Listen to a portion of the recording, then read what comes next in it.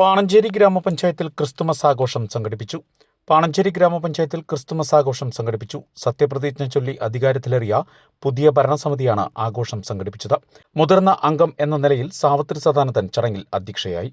ക്രിസ്തുവിന്റെ സന്ദേശം ജീവിതത്തിൽ പകർത്താൻ കഴിഞ്ഞാൽ വ്യക്തിക്കും സമൂഹത്തിനും രാഷ്ട്രത്തിനും അത് മുതൽക്കൂട്ടാകുമെന്ന് സാവിത്രി സദാനന്ദൻ പറഞ്ഞു. പഞ്ചായത്ത് അംഗം കെ പി ചാക്കോച്ചൻ സ്വാഗതം പറഞ്ഞു. പഞ്ചായത്ത് അംഗം മിനു ടീച്ചർ ക്രിസ്തുമസ് സന്ദേശം നൽകി.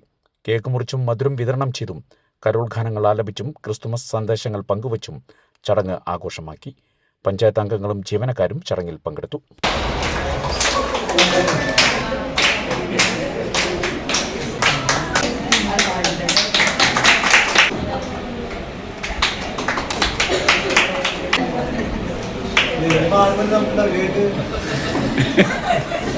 ഒരു സെക്കൻഡ്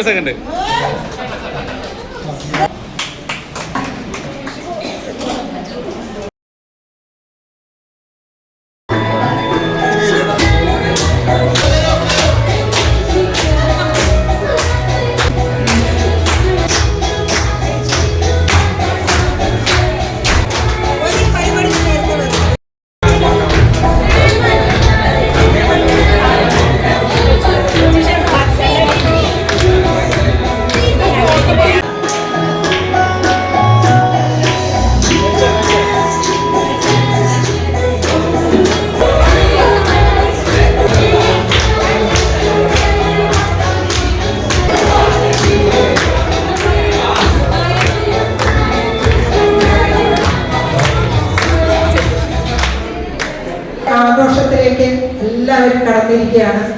നമുക്കറിയാം, ക്രിസ്തുമസ് എന്ന് പറഞ്ഞാൽ പ്രത്യേകിച്ച് നമ്മുടെ കേരളത്തിൽ ജാതിക്കും മതത്തിനും ഒക്കെ അതീതമായിട്ട് എല്ലാ വീടുകളിലും നക്ഷത്ര വിളക്കുകൾ തൂക്കുകയും കരോൾ സംഘത്തെ വരവേൽക്കുകയും എന്റെയൊക്കെ ചെറുപ്പത്തിൽ ഞങ്ങൾ പാലക്കുന്നൊക്കെ താമസിക്കുമ്പോൾ പാലക്കുന്നത്തായിരുന്നു കരോൾ സംഘക്കാര് വീട്ടിലേക്ക് വരും. ഇങ്ങനെ ഒരു കുന്നിന്റെ താഴെയായിരുന്നു എൻ്റെ വീട്.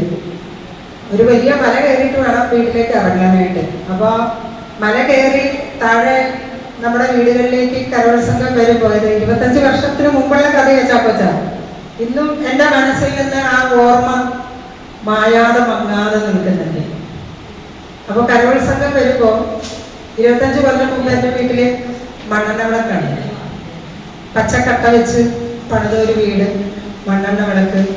അപ്പോൾ ഈ കരോൾ സംഘം വരുമ്പോൾ വളരെ സങ്കടത്തോടു കൂടിയിട്ട്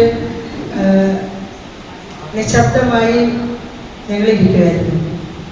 കാരണം വീടിനകത്ത് വെളിച്ചം കണ്ടാൽ ഈ കരോൾ സംഘം നമ്മുടെ വീട്ടിലേക്ക് വരും. അവർ വരുമ്പോൾ കൊടുക്കാൻ ഒരു 5 രൂപ വീട്ടിലുണ്ടാവില്ല.